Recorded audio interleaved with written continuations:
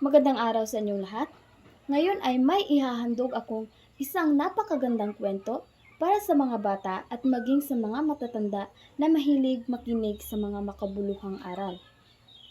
Ang kwentong ito ay tungkol sa isang batang may maraming laruan, ngunit may isang ugaling kailangang matutunang baguhin.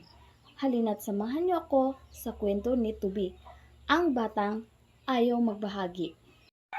Si Tubi, ang batang ayaw magbahagi.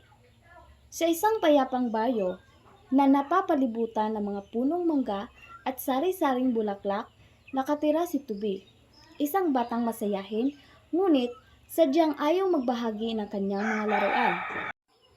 Mayroon siyang malalaking truck, makukulay na lobo, at isang kahong puno ng robot. Tuwing may mga bata sa labas na gustong makilaro, palagi siyang nagsasara ng bintana at itinatago ang kanyang mga gamit. Sa akin lang ito, bulong niya sa sarili niya.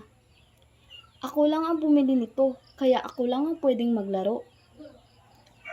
Isang araw, dumating sa baryo ang isang batang babae na ang pangalan ay si Lila. Wala siyang dalang laruan, ngunit dala niya ang isang ngiti at magagandang pakikitungo sa iba. Agad siyang nakipaglaro sa ibang bata gamit ang kahit anong makikita sa paligid, gaya ng mga bato, dahon, at kahoy. Napansin ni Tubi kung gaano kasaya ang lahat habang naglalaro kay Lila.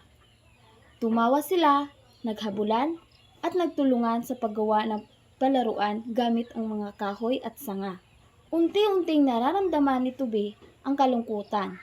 Sa dami ng kanyang laruan, siya lang ang hindi masaya. Kinabukasan, lumabas siya ng bahay. Bit-bit ang isa sa kanyang paboritong robot. Lumapit siya kay Lila. Gusto mo bang maglaro? Tanong niya. Ngumiti si Lila at tumango. Hindi nagtagal, nakipaglaro na rin ang ibang bata at si Tubi ay hindi na muling nagkulong sa bahay.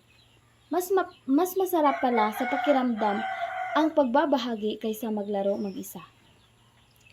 So ang aral na mapupulot natin sa kwento ay ang tunay na saya ay hindi nasusukat sa dami ng iyong pag-aari, kundi sa kung paano mo ito ibinabahagi sa iba. Maraming salamat.